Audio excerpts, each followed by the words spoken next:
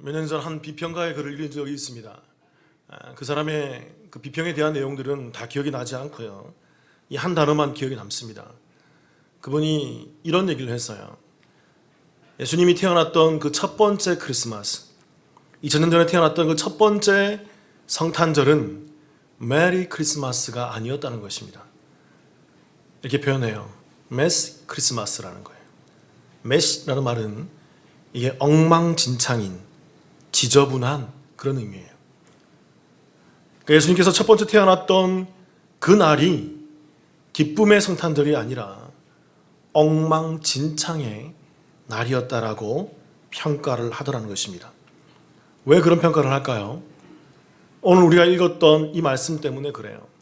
마태복음 2장 16절 제가 읽어볼게요. 이에 헤롯이 박사들에게 속은 줄 알고 심히 노하여 사람을 보내어 베들레헴과 그 모든 지경 안에 있는 산의 아이를 박사들에게 자세히 알아본 그때를 기준하여 2살부터 그 아래로 다 죽이니. 베들레헴은요, 축제의 현장이 아니라 그날 투입된 군인들로 인해서 집단 살육의 현장이었습니다. 2살 이하의 어린 산의 아이들을 키우던 모든 집에서 눈물의 소리가, 곡하는 소리가 끊이지 않던 그 날이었던 것입니다. 첫 번째 성탄절은 기쁨의 날이 아니라 군인들의 발자국 소리가 난무하는 날이었고, 유아들의 비명소리와 그 아이들을 시체를 끌어안는 부모들의 곡하는 소리로 뒤덮여진 메시 크리스마스, 엉망진창의 날이었다는 거죠. 그리고 오늘 성경은 이 엉망진창의 이 날을 다음과 같은 인용하는 말씀으로 표현하고 있어요. 마태복음 2장 17절부터 18절입니다. 제가 읽어드릴게요. 이에 선지자 예레미야를 통하여 말씀하신 바 라마에서 슬퍼하며 크게 통곡하는 소리가 들리니 라헬이 그 자식을 위하여 애곡하는 것이라. 그가 자식이 없으므로 위로받기를 거절하였도다 함이 이루어졌느니라. 쉽게 이해가 되지 않는 구절입니다. 여러분들도 저도 이 말씀의 배경을 잘 이해하지 못한 상태에서는 이 말씀이 쉽게 다가오지 않는 그런 구절인 것이지요. 유아 살해 현장이 왜 라헬의 애곡과 연관이 있는 것입니까? 왜 성경은 이것을 이루어졌다라는 이 말로 표현을 하는 것일까요? 오늘 이 말씀을 이해하기 위해서는 우리는 먼저 이 말씀에 등장하는 두 가지 단어를 좀 이해할 필요가 있습니다. 첫 번째는요, 이루어졌는이라는 단어예요. 이 단어가 헬라어로 플레로라는 단어입니다. 이루다, 완성하다, 성취하다라는 단어예요. 저와 함께 수요일날 나오셔서 성경 공부하시는 분들은 이 단어를 할 수만 있으면 자주 설명드렸어요. 여러 번 설명드렸어요. 이 플레로라는 이 헬라어는요, 신약에서 특히 복음서에서 아무 때나 쓰이는 단어가 아닙니다. 의미 있게 쓰이는 단어예요. 주로 어떤 의미로 쓰일까요? 구약에 있었던 예언의 말씀들이 신약에서 성취되었을 때 플레로라는 단어를 쓴다고요. 그냥 이루어졌어, 성취되었어, 나타났어 그런 의미가 아니고요. 구약에 예언되어졌던 예언자들의 말씀, 선지자들의 말씀이 실제로 신약에서 예수님을 통해서 이 땅 가운데 드러나게 되었을 때 그때 이 플레로라는 단어가 쓰인다는 것입니다. 마태복음 1장 21절 22절에 보면 예수님의 태어나심이 그냥 태어남이 아니었다고 말씀을 해요. 구약의 예언자들의 예언이었다고 말해요. 선지자들의 말씀이었다고 얘기합니다. 그러면서 그 선지자들의 말씀이 이루어졌다라고 플레로라고 기록하고 있어요. 또 하나 마태복음 2장 23절에 보면 예수님께서 애굽에 내려가셨다가 올라오시면서 나사렛이라는 지역에 거하게 되시며 머물게 되는데 이 사건 또한 구약의 예언자들의 예언이었다는 것입니다. 그러니까 나사렛 예수님이라고 불릴 것이라고, 나사렛 사람이라고 불릴 것이라고 예언을 했다라는 거예요. 그것이 이루어졌을 때 신약에서는 공이 플레로, 그것이 성취되었다, 이루어졌다라고 표현하고 있다라는 거예요. 그래서 오늘 이 베들레헴에서 유아들이 살해되고 있는 이 엉망진창의 날에서 그 부모들의 곡하는 소리가 끊이지 않게 된 일은 마치 구약에서 인용되는 그 말씀처럼 라헬이 곡하는 소리가 끊이지 않는 그 모습이 성취된 것이라고 우리 가운데 얘기를 하고 있다는 거예요. 그러면 구약의 그 예언의 말씀이 어떻게 표현되어 있을까요? 예레미야서 31장 15절입니다. 같이 읽어볼까요? 시작. 여호와께서 이와 같이 말씀하시니라. 라마에서 슬퍼하며 통곡하는 소리가 들리니 라헬이 그 자식 때문에 애곡하는 것이라. 그가 자식이 없어져서 위로받기를 거절하는도다. 이 본문의 말씀은요, 오늘 우리가 읽었던 마태복음 이 말씀은 예레미야서의 31장 15절에 나오는 이 말씀을 그대로 인용하는 말씀이에요. 그리고 오늘 마태복음에서 이 예레미야서 31장 15절에 있는 말씀이 예수님의 탄생 때의 그 엉망진창인 그날에 그것이 이루어졌다라고, 성취되었다라고 우리 가운데 얘기를 하고 있다는 것입니다. 이제 우리는 여기서 두 번째 단어를 좀 우리가 생각해 봐야 됩니다. 그것은 바로 라헬이라는 이 이름의 여인을 좀 생각해 봐야 돼요. 마태복음 2장 18절 제가 읽어볼게요. 이런 말씀이 있죠. 라마에서 슬퍼하며 크게 통곡하는 소리가 들리니 라헬이 그 자식을 위하여 애곡하는 것이라. 그가 자식이 없으므로 위로받기를 거절하였도다 함이 이루어졌느니라. 라마에서 라헬이 통곡을 했다는 것입니다. 자식이 죽음으로 말미암아서 애곡하는 것이라고 얘기하고 있어요. 여기서 등장하는 이 라마라는 것은, 이 지역은 베들레헴 인근에 있는, 베들레헴 근간에 있는 작은 도시였습니다. 라헬이 그 라마에서 통곡을 했다라는 거예요. 이 일은 이스라엘의 역사적 배경과 좀 관련이 있습니다.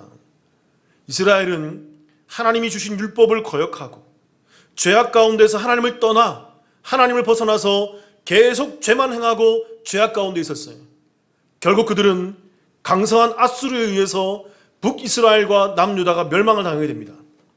그리고 그 북이스라엘과 남유다의 멸망을 당하면서 그 자녀들이 라마라는 지역으로 직결되고, 그 지역에서 직결되어서 그 아수르로 이 자녀들이 포로로 귀송되는 그 역사적 배경이 있는 거예요. 그래서 야곱의 어머니, 야곱의 부인이고 이스라엘의 어머니로 추앙받던 라헬이 무덤에 있었지만, 이미 죽었지만, 마치 이스라엘이 포로로 귀환가는 그 모습을 보고 라헬이 울부짖는다고, 라헬이 곡을 한다라고 오늘 성경이 그 비유 가운데 이 말씀을 기록하고 있다라는 것입니다. 여러분, 여기서는 라헬이라는 인물에 대한 또 하나의 중요한 사건을 각인시키고 있어요. 질문 한번 드려볼게요, 여러분. 라헬이 죽은 장소가 어디일까요?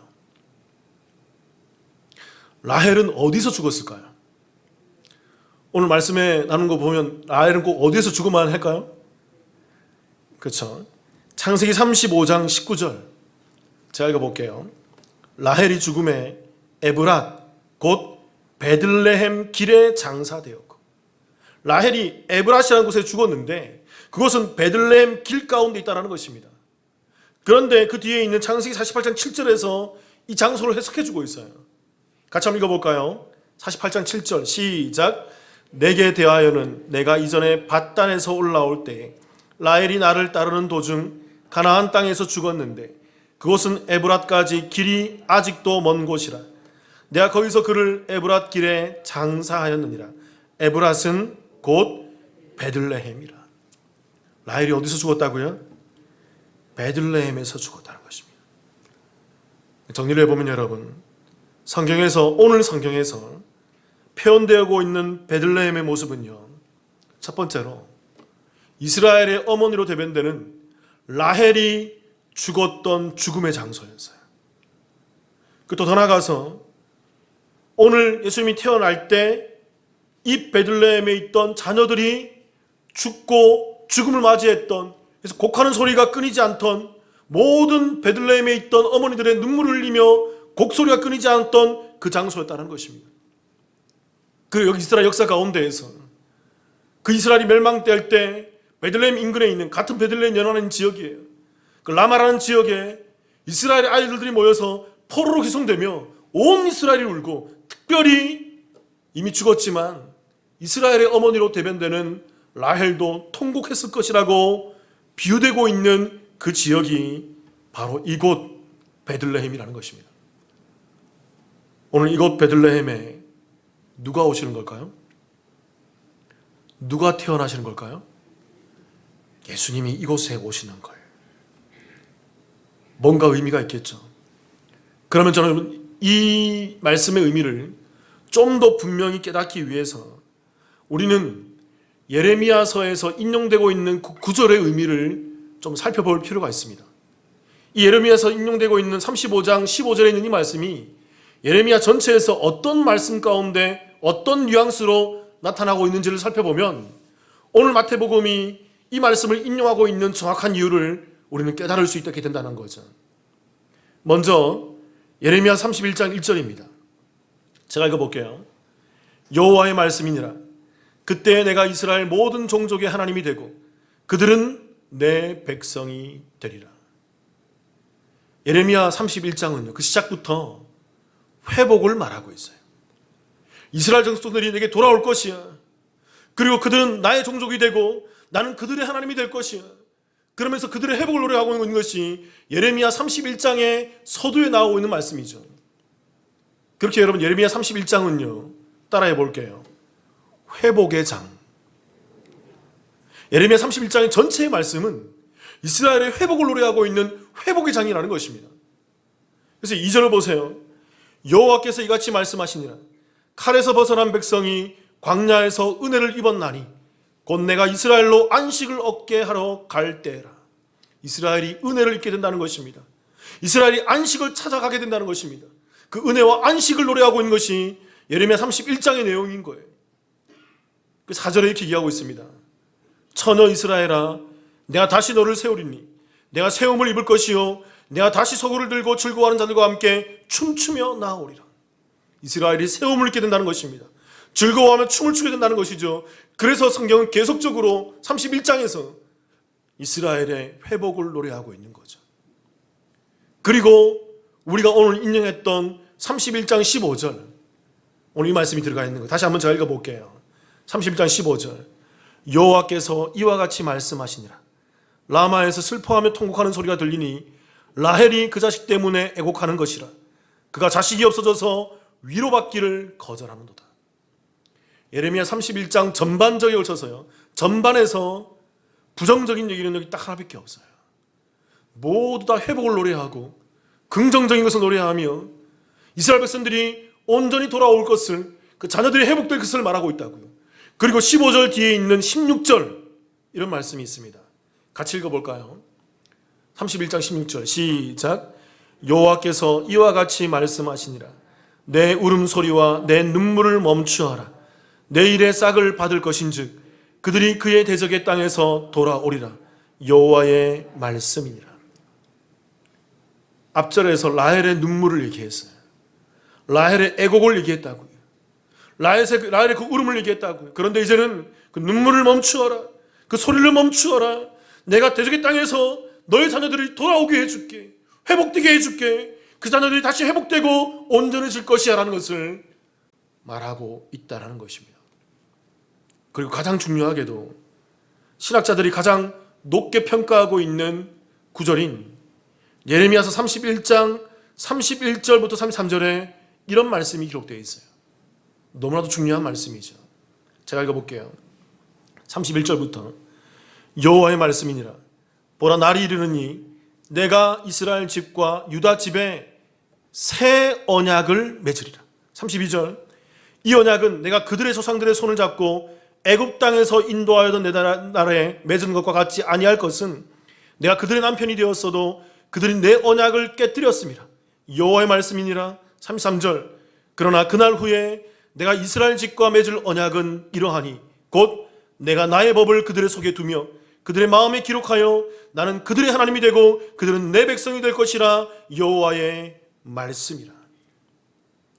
여러분, 이 말씀이 누구를 예언한 말씀 같으세요? 구약에서 누구를요? 신약에 오실 누구를요? 예수 그리스도를 예표하는 말씀이에요. 구약의 옛 율법, 옛 언약, 십계명의 그 옛 언약은 이스라엘이 돌판에 새겨서 가지고 다녔지만 지키지 못하고 결국은 죄 가운데서 멸망당하고 그들이 파멸의 길로 가며 자녀들이 죽는 그 죽음의 길을 걸어가더라는 것입니다. 하나님께서 얘기해요. 나 너희들을 회복시켜 줄 거야. 새 언약을 줄 거야. 그 새 언약이 오면 옛 언약과 같지 않다는다. 이제 그 법이, 그 언약이 너희의 마음에 새겨질 것이고, 그래서 그들은 하나님이 돼, 그들의 하나님이 될 것이고, 그리고 그들은 내 백성이 될 것이다라고 회복을 얘기하고 있다는 거죠. 그리고 34절 같이 한번 읽어보겠습니다. 시작. 그들이 다시는 각기 이웃과 형제를 가리켜 이르기를 너는 여호와를 알라 하지 아니하리니 이는 작은 자로부터 큰 자까지 다 나를 알기 때문이라.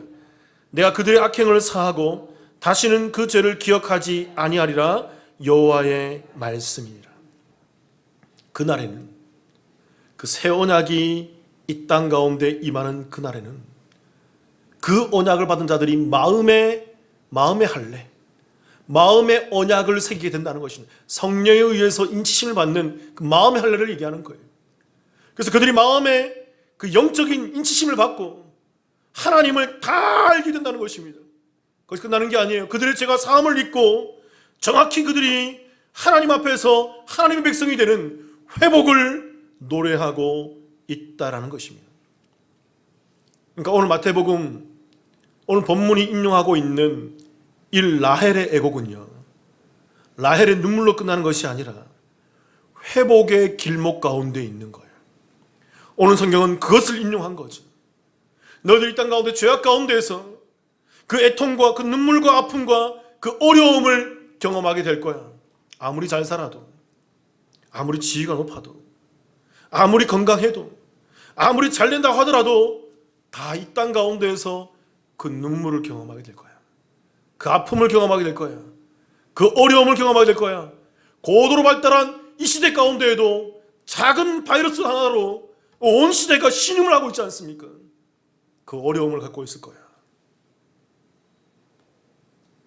그 어려운 시대에 하나님께서는 그 통곡을 회복으로 바꿔주는, 그 아픔을 기쁨으로 바꿔주는 그 새 언약, 그 예수 그리스도를 우리 가운데 말씀하고 있다라는 거예요.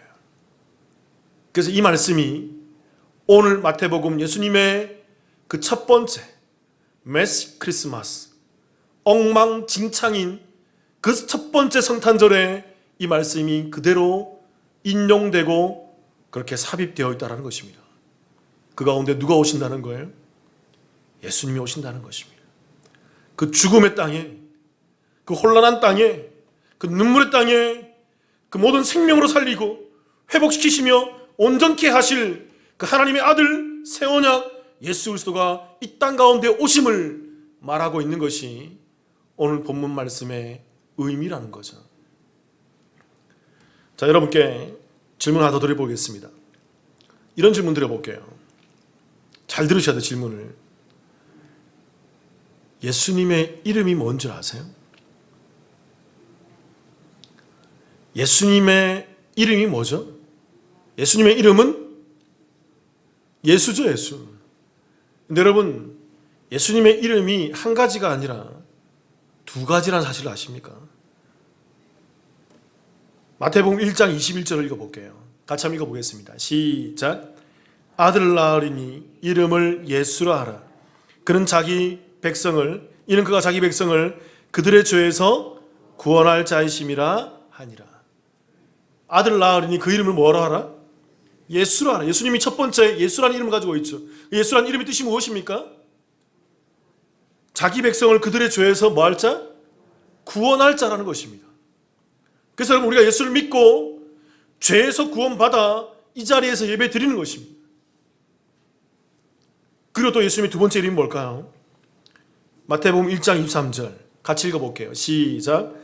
보라, 처녀가 잉태하여 아들을 낳을 것이요 그의 이름은 임마누엘이라 하리라 하였으니 이를 번역한즉 하나님이 우리와 함께 계시다 함이라. 예수님의 두 번째 이름이 무엇입니까? 임마누엘이죠. 무슨 뜻입니까? 하나님이 우리와 함께 계신다는 거예요. 지속성인 거예요. 좀 따라해 볼게요. 임마누엘 예수. 다시 한 번 더 여러분. 임마누엘 예수. 여러분, 이 임마누엘 예수가 우리 가운데 있어야 되는 거예요.